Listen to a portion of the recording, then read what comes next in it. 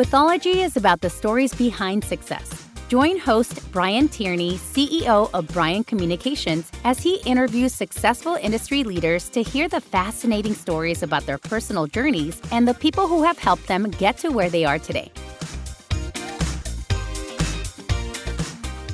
We want to welcome you very much here today. A great conversation, an opportunity to kind of talk about things, particularly about change, about taking over in the midst of a pandemic. All four of these leaders did that as well. So today we have Lisa Hughes, who's with us. Lisa is the publisher and CEO of the Philadelphia Inquirer daily news and that organization. Before that was the publisher of the New Yorker and the chief business officer there, and has had a tremendous career in New York in publishing for Condé Nast and others. Sue Perrotty, who 27 years in banking. That's when, again, I first met Sue, and as a leader very much in that field. And then also was chief of staff to Midge Rendell when Governor Rendell was the governor of Pennsylvania, stepped into that role, and then has just been on boards and and then when Tower Health, which needed a new CEO, they were able to convince you somehow to do this, and you've done a magnificent job in terms of turning things around at Tower Health, which among its gems is Reading Hospital, we know others, but also St. Christopher's Hospital for Children, which is so critical, and with Drexel University on that one. Stacey Robertson, who took over at Widener University and has done a magnificent job there, came over in the midst of the pandemic as well, and through personal leadership in so many different ways. We'll talk a little bit about it, inviting every member of the freshman class to come to her house for dinner as well. So it's not just the marketing campaign and things like this, but it's the day-to-day leadership that she's done, and had a 67% increase in the size of their freshman class. And SATs higher and everything else, so more selective as well. And Angela Val, who is an iconic figure here in terms of tourism and the community here in Philadelphia, and visited Philadelphia in the midst of a pandemic when nobody was traveling. It was very nice of you to step in this role and be a tremendous leader too, since June of 2022. So what we're going to do is ask a couple of questions, have a discussion, and then open it up to you to also jump in as well. So what I'd like to do, we'll talk to all three. You're leaders in media, healthcare, higher education, tourism. There's been tremendous change. Can you talk a little bit about how the pandemic has changed your role from what it might have been 5-10 years ago? Lisa, why don't we start with you? Our first concern was, of course, how do we keep our employees safe? So I had 500 people going to a plant every day, printing a newspaper. Obviously, we have newspaper delivery. And so the first concern was, of course, their safety. How do we figure that out? But it also made us think more deeply about our digital business. At that time, we had about 35,000 digital subscriptions. And we really realized this was a moment to sort of think about, how do we get the news report out to folks if we can't get you the paper? Because that was really in jeopardy. So, it made us really innovate, set up our live blog, which has been a huge success. To really push through much of our digital storytelling innovation. We're now at 90,000 digital subs. So, that was the sort of inflection point where we said, okay, we really need to get serious about our digital business. So really, in some ways, there was an opportunity in the midst of it. Absolutely. Sue, how about you? Well, I'm still looking for the opportunity. I'll make this broad statement that I think had you asked any CEO whether you could move your whole company to remote in 2 weeks, we'd all said no, and we did it. So I use that to remind CEOs you really can do anything you set your mind to, right? But probably the biggest change for me and Brian, as you know, I was not the CEO there in a non-pandemic era. So I've only known the hospital systems since the pandemic. And I walked into the end of the first surge of the pandemic and ill-prepared for the second surge, which was actually harder. Hit us all harder. It's what tipped almost all the hospitals at the same time. So I would say that the biggest change for me was going from a regular business to a life and death business. And it is different.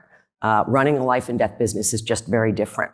Add to that no one knew what to do about this pandemic, especially in the healthcare. I didn't have the option to let them go home. We had to figure it out. I like to tell people that people who question me about the efficacy of masks, that is the only defense these people had for a full year, and it saved their lives. We lost 2 employees to COVID. That's it. I like to use this phrase, culture eats strategy all day long. So we spent that first year figuring out how to get through the second surge of COVID, but also reminding ourselves that we are in the care business, and that when I ask you to be compassionate, I have to be compassionate to you. Stacey? So, no surprise, in higher education, the pandemic left us with some enrollment challenges, as you might well imagine. So when I started in July of 22, it was a really easy decision to know that I needed to focus on our enrollment challenges. We had 3 small undergraduate classes. Widener's about 50% graduate, but 50% undergraduate. We have, if you didn't know, 2 law schools as well. But really, the enrollment challenges hit us across the board. So that was key for us to focus on the moment that I arrived. You might also imagine that mental health issues and kind of socialization issues were a challenge for us coming out of COVID. Folks had been learning online in the privacy of their own rooms, and now we were asking them to go in classrooms again and engage again, right? And that was something that people had to learn. And a lot of, all of us felt isolated during COVID, a lot of mental health challenges for our young folks. And so really initiating a wellness campaign across campus was key for us. We partnered with the JED Foundation, which we're still working with, to develop an entirely new approach to wellness on campus. And we have wonderful leadership across campus. So our athletics program, for example, has developed an incredible wellness program for the athletes on campus. And then finally, again, you might well imagine learning loss. So, and we're seeing this across the board, and we're going to continue to see this. So really increasing the amount of student academic support services for our students, tutoring services, our writing center, our math center, all of these areas really we've supplemented since the pandemic. And, we're still in the process, right? I mean, I think students are still struggling. And what we try to do at Widener is meet everyone exactly where they are, right? And so whatever you need, when you get admitted to Widener, we will meet you where you are, and we will provide you with the tools that you need. All you have to do is pick them up. Angela, how about you? My situation was somewhat unique. I had worked at Visit Philadelphia prior for about 17 years and left for a few years and came back.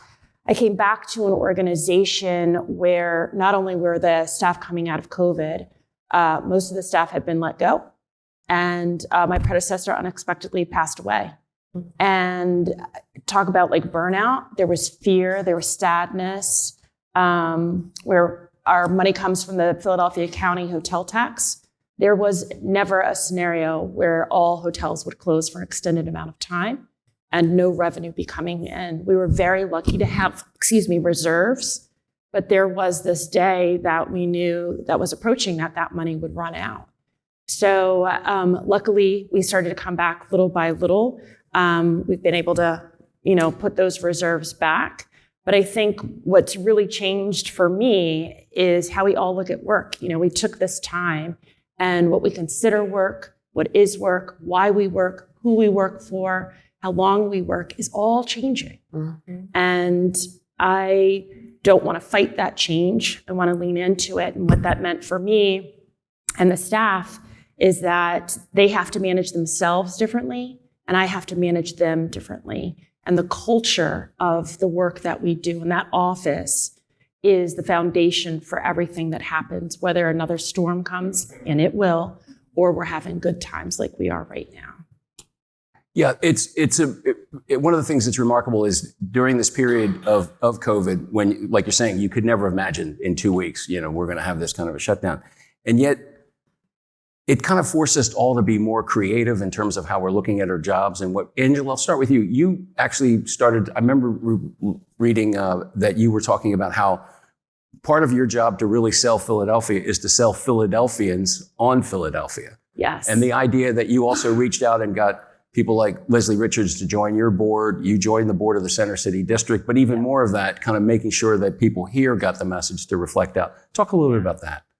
Visit Philly, I always say to the staff, we own nothing. We own no hotels, no shops, no attractions, no museums, no trolleys. We are promoting other people's businesses. Without those businesses, we could pack it up and go home. The other part that we're promoting is a vibrancy and a vitality of place. And when people come to Philadelphia or any East Coast city, they're expecting these streets to be filled with people day and night. The worst thing you want to see is a city with no people in it. Now, we all take trips where we don't want to be near anybody. We want to be out in nature or lay on that private beach. That's not this experience.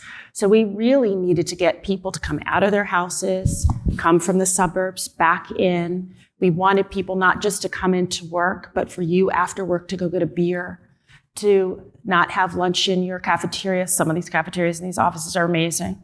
But to maybe take a walk and go get a lipstick, and just be out on the street so we can start feeling like us again. The well-being of the city is at core what a city is. A city is always its people first. And we needed that to happen. And one of the things that was really clear in COVID is if I didn't start paying attention to safety and security, transportation, cleanliness, that I was only there complaining. All of these things have to work for us as residents. We have to feel good about where we live for us to be able to invite visitors here and for other people to want to come here to work or come here to live. It's great. Years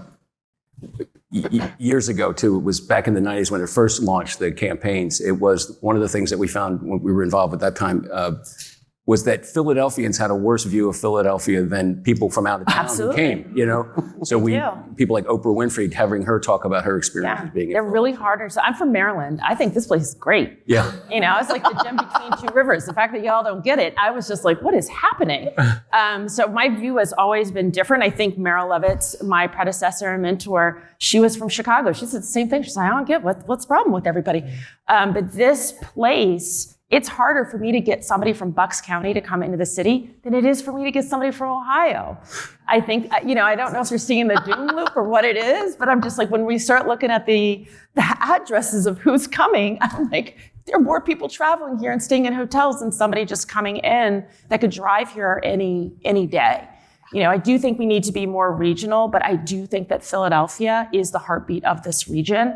And on occasion, I feel like, yes, you could say it's the drag on the suburbs, but we need each other and we need folks to come in and do their business. Yeah. And it's a great new spirit, it feels like, too, about this. Stacey, one of the things that's remarkable working with you and seeing you up close and the times that I've had the opportunity to do it is just you're so approachable. And you're not in the ivory tower kind of a thing. Talk about that. I mean, again, inviting every member of the freshman class to come to your house for dinner in groups. I guess it was over 9 or 10 nights. Yeah. You broke it down that way. Then they tell everybody, wow, you don't normally get that at a university. And as a graduate of a law school, I didn't mean to bring that up. Anyway. Yeah.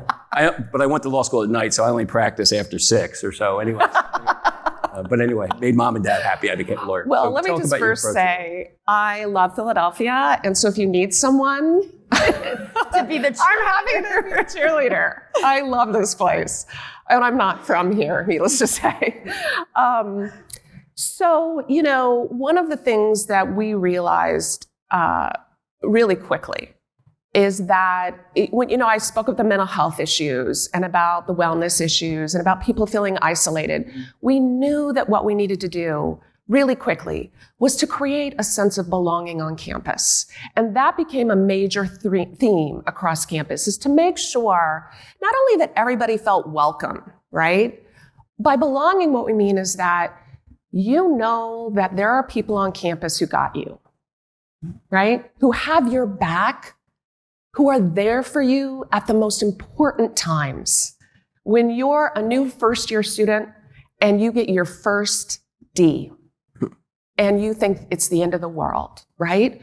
Or you don't make friends and it's so hard to even leave your room. And we try so hard to bring students out and create opportunities for them to connect. So when this whole campaign to bring every single week, we're a little under 900 students in that first year class. And over the course of 9 nights, we had about 100 students over at the house. And I want to just first say I was not doing the cooking for those events. We partner with Aramark. They're amazing. They do great work for us. Terrific partners. So they provided the food. We had tons of games. There's a pool in the backyard. The football coach got in the pool with all the football players. What we did was we tried to create opportunities for connection. And so we had everybody wear a name tag that had 3 interesting facts about themselves. So that if you're sitting at a table with folks that you don't know, we had a bunch of our crew leaders who were at all of these events as well, sitting at the tables and chatting with them. And so they would say, okay, tell us about your 3 interesting facts.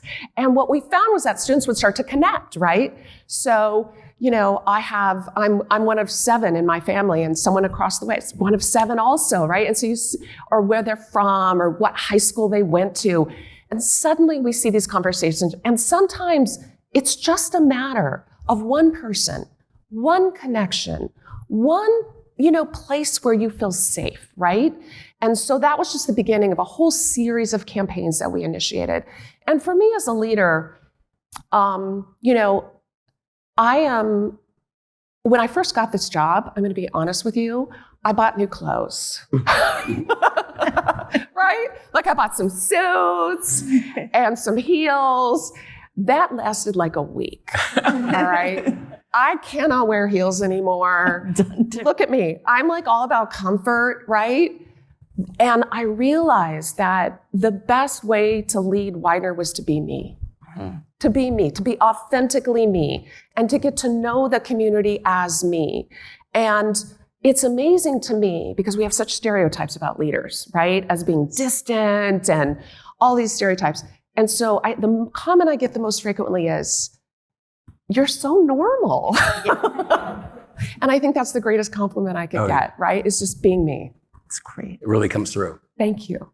So you've, like I've touched on, a remarkable career. Again, we first met when you were working with Sam at McCullough at Meridian Bank, and somehow you guys chose the 27-year-old guy to help you with marketing. But anyway, it was a great, right? But you've, overseen you didn't just work at these banks, you oversaw the mergers, the integration of all of these operations and things like this. And then another part of your career, again, was as Midge's chief of staff. So it's really complementary. Talk about how these different roles that you've had, and again, being willing to step, from just being a board member to saving the institution.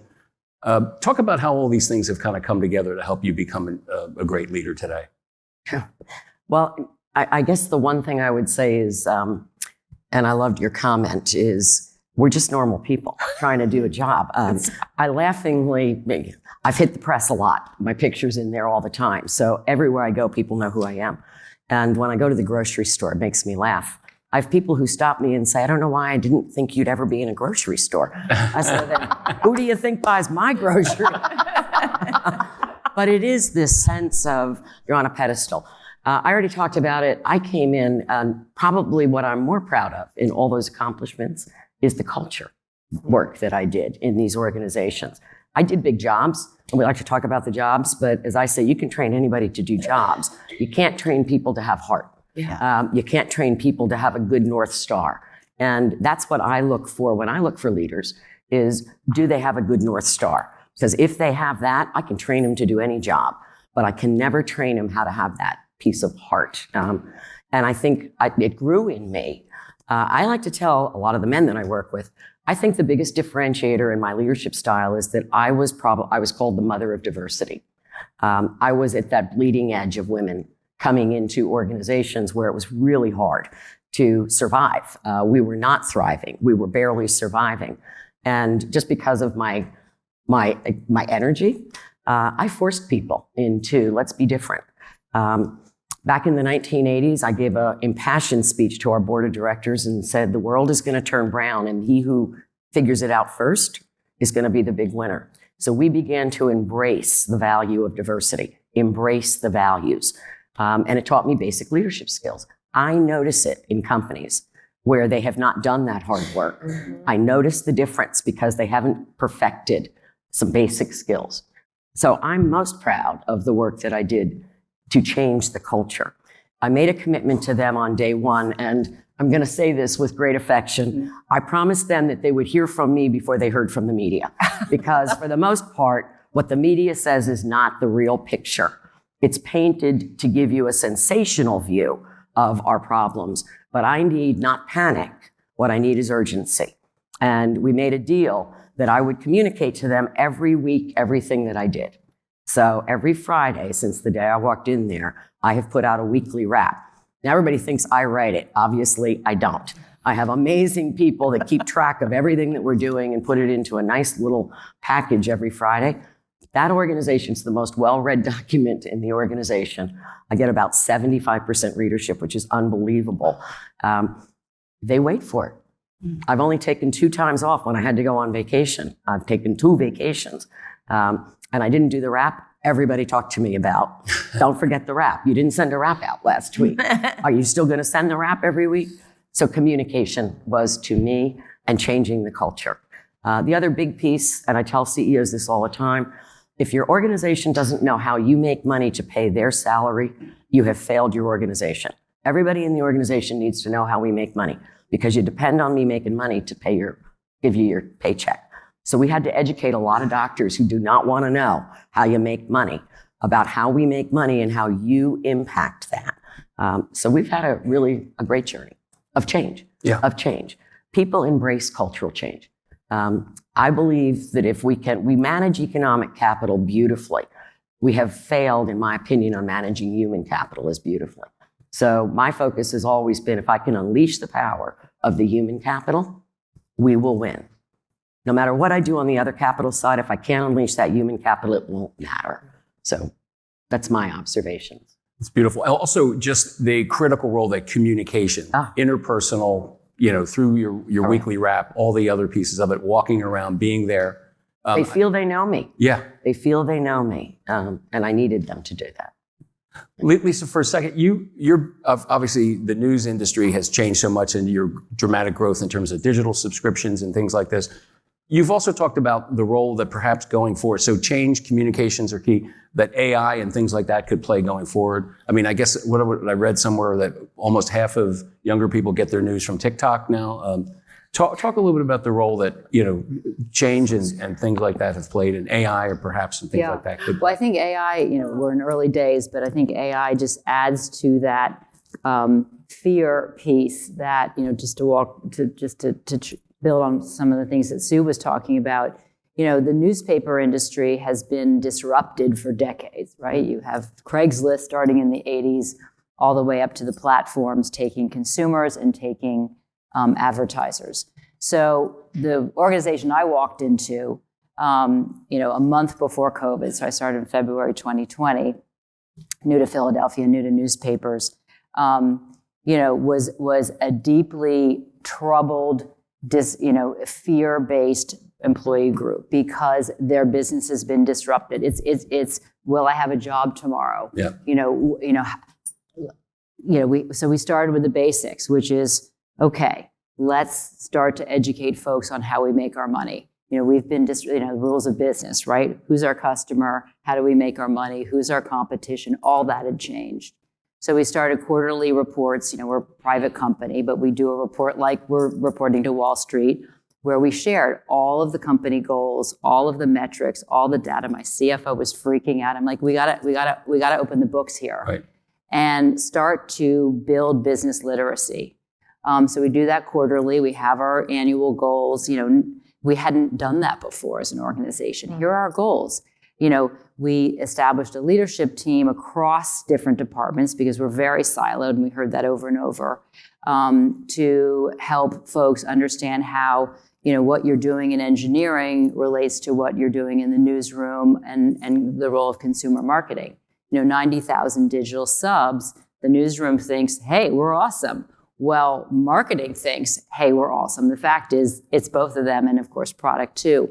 So building that business literacy, understanding how my work relates to our company goals and how my work drives our company goals is absolutely mission critical and gives a certain level of respect. To answer your question about AI, that's just another sort of existential threat that comes in to say, and it goes back to that sort of fundamental fear. Am I going to lose my job? Am I obsolete? Because we have a industry that's been disrupted for decades. So, it's first of all establishing, the business rules around that for the newsroom, which will evolve. It's looking at it as a tool. All right, how can this help us do our work? There's no question that generative AI will help us in all departments. Putting together a cross-functional task force, reporting out regularly as a company. As an industry, we will pull together also the independent newspapers and, really start to talk directly to the folks at ChatGPT about how can we help build tools to help our newsrooms. So I think it's embracing it. It is here. It is very exciting. It's also an existential threat. So how do we help, get ahead of that? Yeah, as you're coming up on your 200th anniversary in, 2029. Yeah, right. Amazing. Right. We've talked about the change in our businesses and leadership that has been so essential to that.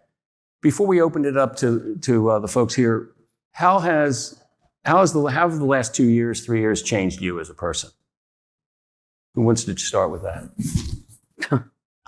I'll start. Go ahead, Angela. Thank you. I think for me, I feel a little bit more like I could show my vulnerability as a leader, where before I just didn't think that was a definition of leadership. And I think having that Zoom camera on all the time while things were like on fire behind you, and the meetings that would happen even after 5 o'clock, trying to figure out what happens, you have no choice but to let people see that you don't have all the answers.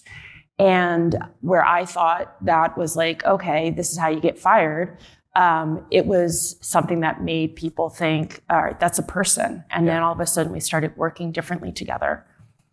Getting this position, never in a million years did I think I'd be the CEO of a company I was a receptionist at, never.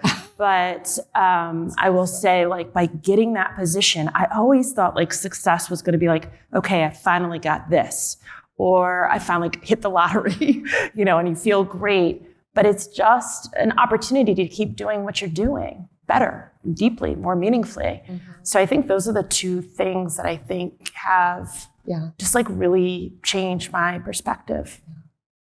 Yeah, and being open about that, I think, too, to build on what you said, which is, here's what I know how to do. Here's what I don't know how to do. That's okay. Yeah. How do you surround yourself with people who do have that expertise, trusting them? Certainly, I walked in, I was in the magazine business, not newspaper business. And a month later, we were all working remotely. So there was massive parts of our business I did not understand deeply, operations, distribution, that I had amazing, folks on my executive team who had to brief me. And your job is to make decisions, to be a leader. Being honest about, I don't understand this deeply enough. What don't I know? What question should I be asking? What am I missing? What question didn't I ask you that I should have? Mm-hmm. Right? I had a lot of that. Mm-hmm. So I think you learn that actually real leadership is surrounding yourself with folks that know more than you do, trusting them, asking right questions, and then making a call. Knowing that you're going to make 10 decisions, 7 are going to be good, 3 are going to be bad. You got to move through those bad decisions and then course correct. And I think that's the other piece. Yeah, agreed. Well, Brian already told you that we grew up together, so you'll always be old. I'll always be older than you, though, Brian. Do you think that we're both, I'm 50 and you're 48? 52, obviously. 52. But I think probably just aging gives you wisdom. Yeah. You slow down a little bit. When I met Brian we were in our 20s. Yeah. We were in our 20s. We were in our roaring 20s. It just changes you. But what I do say is I had to hone certain skills. I think personally that communication skills are the most important skills as a leader, but I think the listening skill is the most important one, right? Someone said to me once, you got 2 ears and 1 mouth for a good reason, right? So honing those listening skills, forcing myself because I had to. I didn't know. anything. So I had to listen to everyone. But what I noticed is we didn't have very good listening skills inside the organization. So we worked on that. We're specific about it. I put challenges out. How many of you sit in meetings, especially your staff meeting, and everybody's sitting on their phone texting, right? I make people put their phones away now because I said you can never be in two places at one time. I think great leaders, you are so focused on where you are in that moment and people feel it. But if you're just casually in the moment and really somewhere else, they feel that as well. Yep. So I think that's really one of the things I've worked hardest at is be quiet enough to hear what I have to do next and listen intently. The other thing that I pushed, and these are sort of experiences from, I knew to change this organization, I couldn't do it from the top down because there was a lot of work to do at the top. And I began with the bottom up. And we did both bottom up and top down. I introduced a program called WIGS, Wildly Important Goals. Every department has their own goals. They have to be goals you can execute on and complete in 90 days. So it gave them real focus on fixing things they hate, right? And gave them a lot of authority to do it. And it sort of opened up because when you do that, it puts pressure on your top. The top has to respond. They've got to be able to lead that. So it allowed us to accelerate sort of that change was to work as aggressively at the bottom of the organization as we did at the top to really bring that together. So I think, they're all skills you learn over a lifetime. The toughest one has been as a leader of an organization that I don't know more than they do is to be able to be honest about that. But the great luxury of that is I always get to ask the stupidest question in the room and I declare it. And I will ask that next tough question that nobody wants you to ask in the room because you got to be smarter than that to ask that question, and I'm not. So I also made it a point. I have 31 senior leaders. I have 3 that are in the same job as they were a year and a half ago. Everybody else is new, fresh eyes. I needed fresh eyes in the organization, and when I brought those fresh eyes in, I gave them a lot of room to tell me what we needed to fix. So I think I just grew up. I just grew older. So I couldn't agree more with everything that has been said. I think one of the things that I'm hearing from everyone, and certainly something I would highlight for myself that I've really embraced as a leader over the last couple of years is talking openly about failure. Failure is my favorite word. I talk about it all the time. I think it is the greatest opportunity for change and growth. It's the greatest opportunity to improve.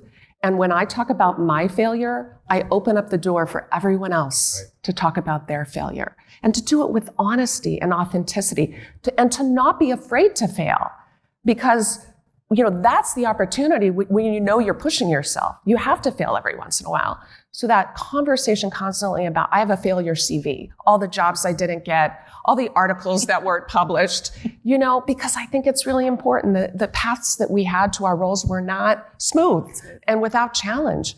And what we do too is, I think one of the things that keeps us from talking about shame or failure, in addition to we all think, leaders need to be, never make bad decisions, is shame. And I think shame is the most toxic emotion that we feel as human beings. And the more we can talk about shame and what we fear and what shuts us down and prevents us from being our best selves, I think that's so empowering to people. And the other thing that kind of has to do with the pandemic and maybe being on a college campus and experiencing some of the challenges that we've experienced is I've really embraced the opportunity to engage in mindfulness every single day. Mindfulness has changed my life. I practice it every day. I talk about it a lot. I've brought in a mindfulness group to come and talk to my leadership team.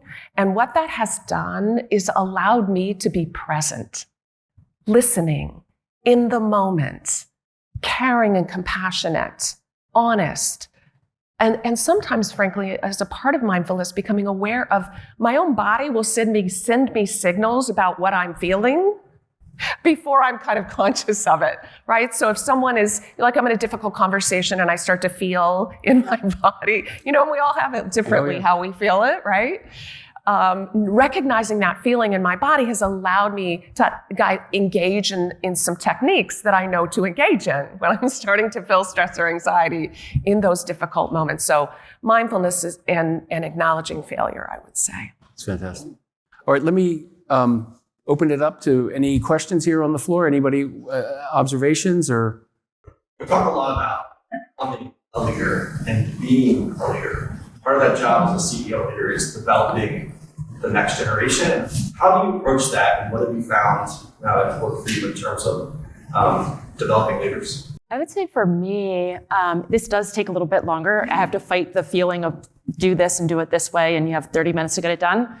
Coming out of me, I try to, when somebody comes in to talk to me about, a project, they might be stuck, they might be proposing something, to ask more questions so I can understand how they got there, and so that they understand the reasoning around why they did something. The questions also allow me to perhaps put them on a different course or a different direction. I also have embraced this idea of let them, as in let them go forward in their own way. It might have not been my way, but we're going to get there and we're going to let them do it their way. And this way could or maybe not work. And that's okay. It's not, I wouldn't do that if we were going into surgery, but they're going back to their desks to work on something and they want to do this. And in my head, I'm like, that's never going to work. I want them to experience that so we can come back and talk about why it didn't work. That takes a long time to get something done. But I also look at every single person that works for me as a potential leader. You might not ever be the CEO of a company, and that's okay, but you need to lead in your own life. You have to lead in your community. You have to lead in some way throughout your life. So those skills, you need them, whether you're going to be the CEO or you're just going to be the CEO of your family, which is just as important, the CEO of yourself. You need those same skills. I feel like empowering people to fail is critical, right? So making room for failure, like I said earlier, is absolutely critical. Really, and I worked with a coach on this, and I got a coach about a year into my presidency, and that was one of the best things that I've ever done. She's been incredible. And one of the things that she helped me do is really revamp the way that I do evaluations of all my people. And I've focused entirely on skills. It's all about skills, strengths, and areas where we can improve. And part of, how we focus on both of those is really providing the professional development that folks need, right? And that's so critical. Not just saying, good luck, go at it, but here are things that I think you could do to improve or to make progress in this area. So I think that's been incredibly important for me. That's great, giving them the tools. Absolutely. Sue? Yeah, I mentioned that I've already changed out a whole leadership team. You have to be really purposeful to lead by example, because you're going to think about every word that comes out of your mouth and everything that you consider. So to me, that's probably the most important in developing leadership. I did risk management most of my career. Banking's just all about risk management. But I call it managing risk by not getting hit by the bus, right? And I say that leadership risk is anybody can get hit by a bus. Stepping off the curb, you can get hit by a bus. We need to always be prepared. So my challenge to them has been, since I walked in, who could take your place tomorrow? And where are they in the skill development? Are they ready? Are they not ready? And then we get purposeful about developing people, giving them a lot of room. I said, if we don't have any failures, we're not trying hard enough. So we do. Failure in healthcare is not very well tolerated, I will tell you. It is not. And My surgery example. yeah. And I would just say to you, so it's hard to say to people, we're going to try some things that might not work, because they will not do that in their clinical environment. Right. So you're pushing against a culture that is important, but one that we need to at least take some risks. Lisa? We had 500 employees, no performance reviews in 192 years. So the first thing we did was institute performance reviews and development plans. Of course, this was met with a lot of groaning because it's a pain in the neck and no one wants to do it and leaders don't want to do it and employees are worried about it and so on. But I think now, 2 years into it, people really recognize that it gives you a benchmark to say, all right, how am I doing? What are my goals? What are the things I might want to develop? It makes the employees sort of think about that, and certainly the manager. And that helped our managers just get a lot better, and we realized there was a real gap in our managers really knowing how to manage people. Just because someone gets promoted doesn't mean that they know how to actually be a people leader. So that is sort of started all the way through the organization, all the way up to the executive team, which hadn't really had training in how to be an executive leader, a people leader. People were naturally good at it, but giving each other feedback and really talking. When I sit with my editor and I talk about the areas he needs to develop, we had to sort of figure out how to have those conversations. That was just great for all of us in the organization. And I think building on what everyone said, which is allowing people the space to also say they don't know, or they're having a lot of trouble with a certain task. People want to present things to me as a ta-da with a perfect bow, and I say I never want to see the ta-da. I want to see the messy. I'm going to use all my metaphors, but I want to see you making the cake. I want to see what's going on in the process. Let's check in. Tell me, I don't have this figured out yet. Let's talk about an approach to that.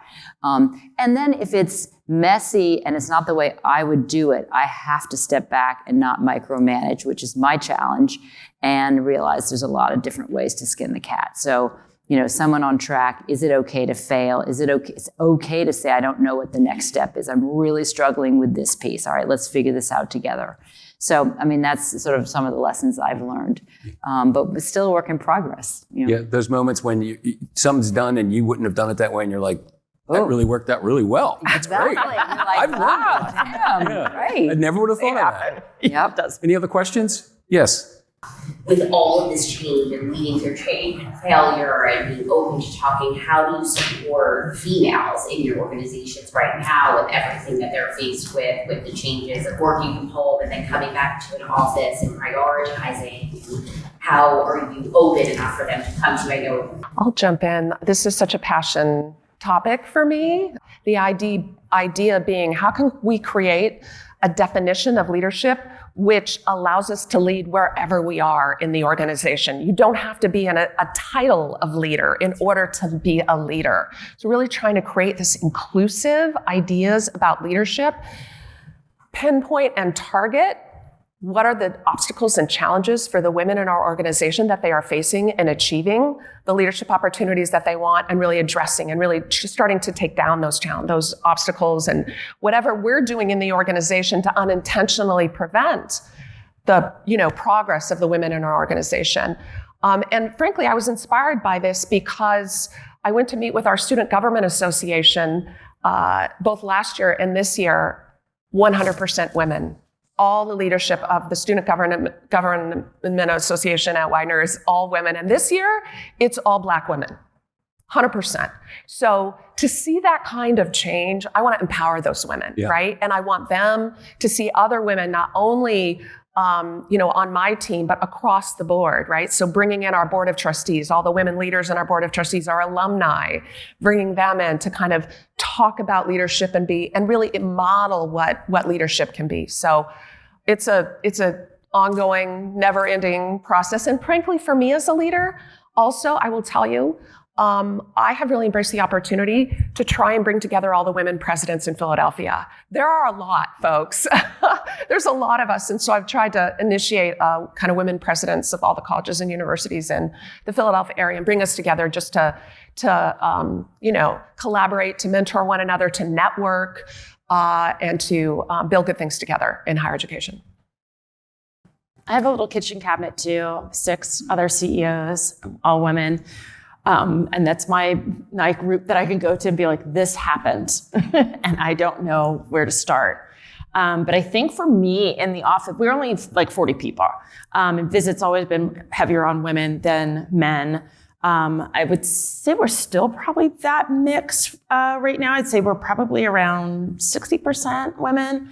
But I think what I've done a little bit differently is try to bring the men into the group, right?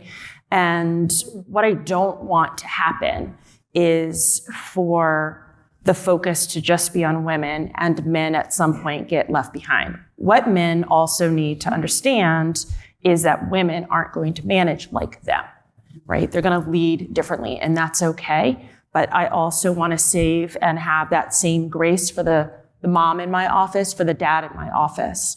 So, us, what we have is like custodial care. That could mean your kids. That could mean your sister. That could be your mom. I think what we're trying to do here is to say, what I'm trying to do is like everybody has that responsibility at home. It's not a man-woman thing. We have to find that part where we're respecting each other. So I'm bringing them both into the box together. It's not an either-or situation for me. But what I'm really focused on is making sure that for both men and women, that diversity comes through. And that is something that I think I'm really focused on. It's just like you said, 20 years from now, most people not only will be black and brown, they will be Hispanic and Latino. It won't be black and white people, it'll be Hispanic and Latino.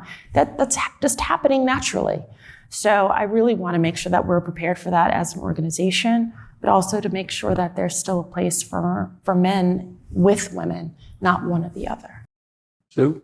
Yeah, I was just going to say, and this is more counsel just to women generally, and I've talked to a lot of women's groups, is first of all, we make the mistake as women thinking that there's balance, especially if you're going to have a family and have a career. There's no balance. Just understand it's comfort with your choices, right? Yes. So I always like to say, if you can get comfortable with the choices that you're making, you'll feel balance. But if you're looking for balance, like a seesaw, where it's going to be equal, it's never going to happen. And I think the other piece is for especially young women is to have courage. We still have to be courageous voices. I have been doing this for a long time, almost 50 years working on this stuff. So I cut my teeth on the really hard stuff when nobody even wanted you in the room. We weren't even allowed to be in training programs. And we thought that was okay. But again, when I took on my first really hard, and I was young, and it was before I even met you, Brian, I thought that I would lose my job that day. I didn't. But more important, I realized I didn't die. And it gave me so much courage because unless I'm giving up my life, I'm going to have the courage of my voice and my convictions. And it just gave me so much freedom to have the courage of my voice, understanding the consequences of what it might bring, but realizing that by not having fear, I changed the world. By not having that fear, I could make that change. So courage is a hard thing. And women especially, I think, struggle with power. And we shouldn't struggle with power. Power is A-okay if you use it appropriately. And we got to get comfortable with, if you're in powerful positions, use it. I think also use your voice. I mean, I have the pleasure of working with Jenna, and we had a real-time example of this, but use your voice, speak up for what you want and what you need. Certainly early in my career, I didn't necessarily do that. And I think women are feeling better about that today. I think also when you're in a position of power, using your position to actually do something. We're now in our newsroom, we're 50% male, female, which, when I started was more like 30% women. I think that makes a really big difference in our coverage.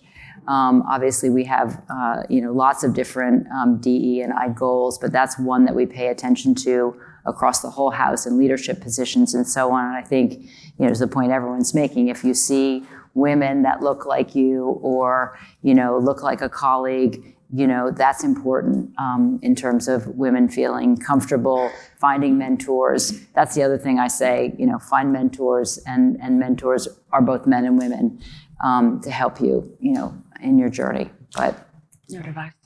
It's a journey. A wonderful combination of fearlessness and yet also being honest with yourself when something's uncomfortable and saying, embrace it. We're going to figure this out. Figure it out. We're going to figure it out. Thank you so much. And I know we're coming up on time here. We'll take one more question if you have it, or Yes. Hi, good morning. Good morning. You mentioned the word balance, and I guess that's what spurred my thought. Balance in life, managing time, but also internal and external. Because often in crisis, focus goes external. But you've talked so much about leadership in the organization, culture, communications. Just curious about your thoughts on that balance of leading change internally and externally.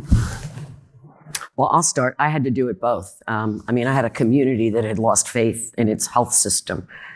So I had to balance my external and internal view. But I think you do that all the time. I don't care what business you're in. You're always thinking about how does what I do in here come out to the public. I think what's been really powerful for me anyhow is to ask them for their help. Too frequently, we don't ask for help. And as I say, I am not too proud to say I need help. We got to figure this out all together, because if I fail, think of the failure to this community. It's way bigger than me. It has nothing to do with me. So it's, balance it. But I don't know anybody in any company that's not thinking about how's this going to play when it gets out my four walls. So you're always thinking that. Right? Yeah. Well, for us, we have, of course, our external is not only our alumni who are maybe in this room and certainly all throughout the Philadelphia region, but we also have our prospective students and families out there, right? And so that external focus has been critical for us. So when we decided in the summer of 22 that we were going to focus our energies on just a couple of goals, the entire community, had two parts, an internal and an external. The internal part was everyone in our community had to understand when I look at my to-do list and I'm prioritizing my to-do list every morning, the top thing should be this one thing: undergraduate recruitment. That's it. Everybody across the board. Okay. And this was relentless. We were laser focused. Everyone in the community. It doesn't matter if you were picking up trash, if you were a faculty member, if you were a safety officer, if you were whatever, you're focused on this one thing.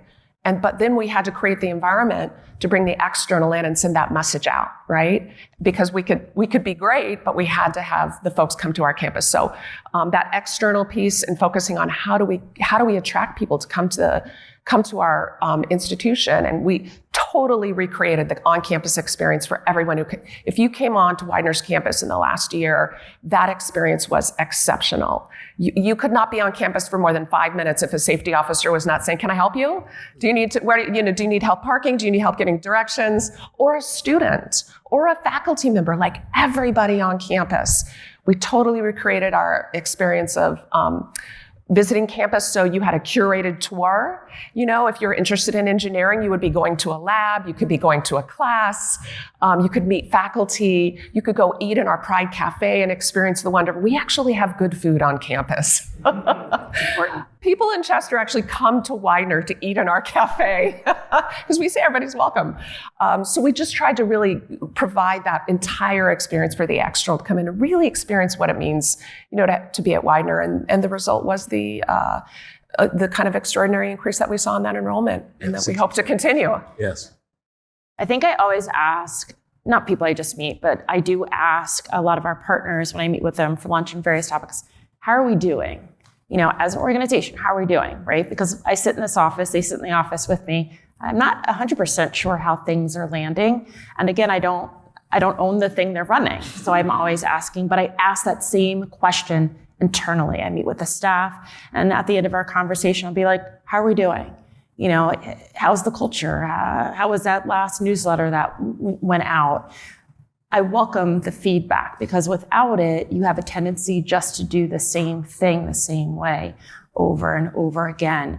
But when somebody tells you what you can be doing better, you better do it, right? You can't, because then the question means nothing, right? If you don't take it seriously and actually have action that follows up, don't even bother to ask the question. It's a critical part, isn't it? Right. Yeah.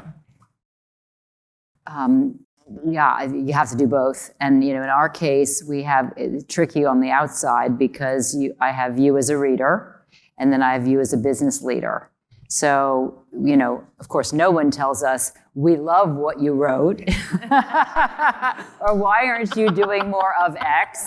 Occasionally people do, but So it's interesting to have that conversation with business leaders, and being really frank. I'm new to Philadelphia. This is a business that's in transition. Let's imagine a world with no Philadelphia Inquirer. What is that going to mean to the city? So underline, cut me a little slack. I'm working really hard. Here's what's really complex for us. And I need your support. I need you to be advertising with us, because if you're not going to support us, fill in the blank, then who is? And can we imagine Philadelphia without a paper of record? And, so that's the conversation. But it was, I had to kind of road test. I mean, we had it, right? Yeah.